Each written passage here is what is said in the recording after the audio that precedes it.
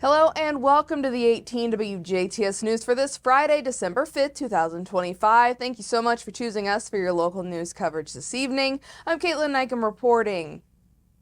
Two people were arrested after a traffic stop in Paoli early Thursday that led officers to suspected methamphetamine and a firearm. Police say the stop was made for a broken taillight and a canine alerted to drugs in the vehicle.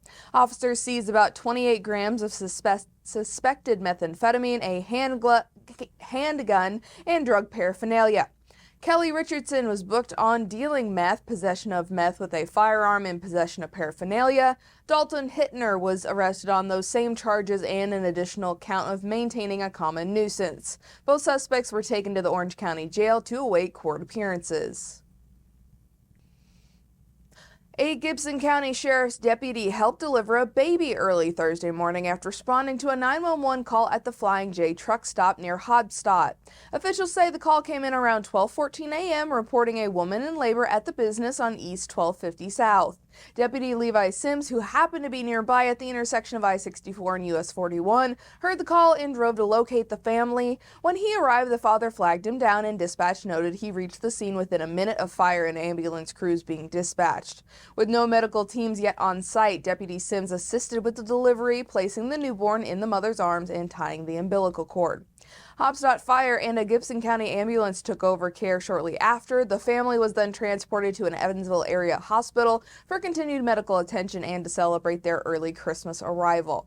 Later that morning, the mother reached out to the sheriff's office to thank Deputy Sims, saying how overwhelmed and tired they were in the moment, but how grateful they felt for his calm and quick help in bringing their daughter safely into the world. DC Multisport, a nonprofit organization with a mission focused on health and wellness while giving back to our communities, completed another successful year of events. The 2025 event list included the Ferdinand State Forest Hikes, Color Fun Run, Strassenfest Bike Ride, and the Battle of the Paddle Pickleball Tournament. On Wednesday, December 3rd, DC Multisport presented $5,470.83 to the Dove Recovery House for Women, with proceeds at the Color Fun Run that took place in April. The Dove House works to provide life-saving treatment services to some of the most vulnerable yet resilient women in recovery in our community. The annual Strassenfest bike ride hosted approximately 140 cyclists from across the region, raising funds to cover DC Multisport's annual expenses and special projects. The 2025 Battle of the Paddle Pickleball also had impressive net proceeds to donate through participants and sponsors. DC Multisport presented $4,171.68 to Crisis Connection, another local nonprofit that provides 24/7 access to resources and support specifically aimed at meeting the needs of those impacted by domestic and sexual violence. Other events hosted in 2025 include the Cabin Fever Hike and Howl at the Moon Hike at the Ferdinand State Forest, suggesting participants bring non-perishable food items to be donated to the local food bank. Unfortunately, the 2025 Parkland 6-hour endurance relay was canceled due to low participant numbers, but it is planned to take place once again in April of 2026. 10% of the net proceeds across all of the events are invested into the DC Multisport Endowment for future years of charitable gifting. This year, DC Multisport presents $1,770.40 to the DuBois County Community Foundation for the endowment. In total, since inception, DC Multisport has been able to donate over $340,000 to charitable causes through participant registration, sponsorships, and volunteers.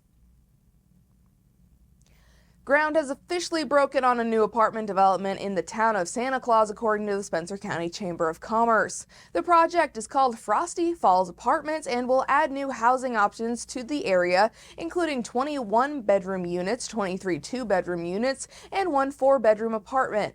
Chamber officials say the development by Premier Properties is expected to support workforce needs and future growth as part of a public-private effort to expand housing in Spencer County.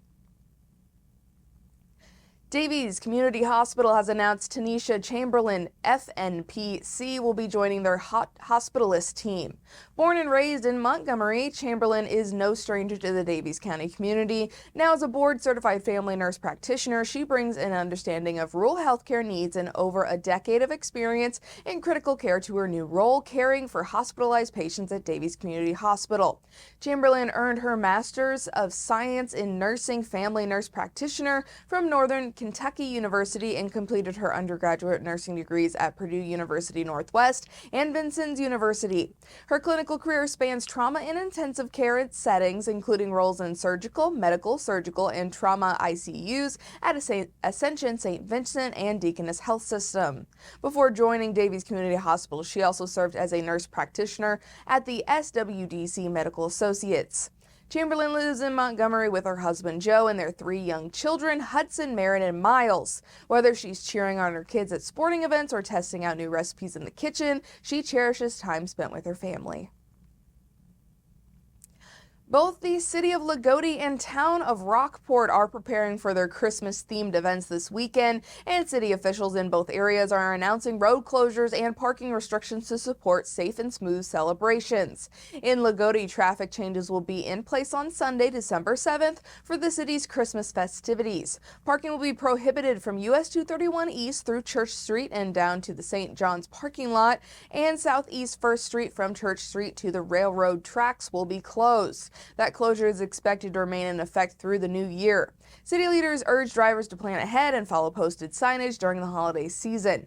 Rockport will also see adjustments on Saturday, December 6th as the city hosts a Christmas theme event downtown. Main Street between 5th and 4th Streets will be closed from 8 a.m. to 7:30 p.m. and parking will be restricted from noon to 4 p.m. along Main Street and Walnut Street from Lincoln Avenue to 2nd Street. A color-coded parking map showing no parking zones, public parking areas, and customer-only spaces is available on the City of Rockport's Facebook page and again on our website. Residents in both communities are encouraged to stay mindful of posted traffic information and allow extra time when traveling near event locations.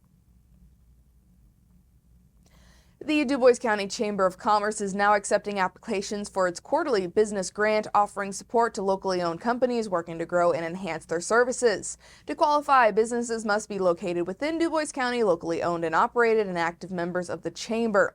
Eligible applicants must have 50 or fewer full-time employees, be registered and in good standings with state or local officials, and not publicly traded or a subsidiary of another company.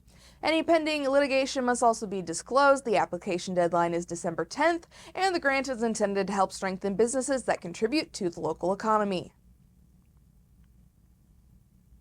The Jasper Chamber has announced a local business will be holding a celebration for its 50th anniversary. The event will be held by Sports Garden, a sporting goods store that also offers custom embroidery and screen printing that's located at 115 US 231 in the Southgate Shopping Center in Jasper. The anniversary celebration is set for Thursday, December 11th at 8:30 a.m. In addition, the Jasper Chamber reminds there will be a ribbon cutting for Gigi's Pizza in the Southgate Shopping Center on Monday, December 8th at 11 a.m. A federal review has found 21 non-U.S. citizen cast ballots in Indiana. The review found 165 non-citizens were registered to vote in the state, a very small percentage of the 4.8 million registered voters. Indiana Attorney General Todd Rokita and Secretary of State Diego Morales sued the federal government to force the U.S. Department of Homeland Security to verify the citizenship of over 585,000 registered voters. The federal review did not indicate when the 21 non-citizens voted. And that is your Friday news right here on 18 WJTS. Next up is your weather forecast.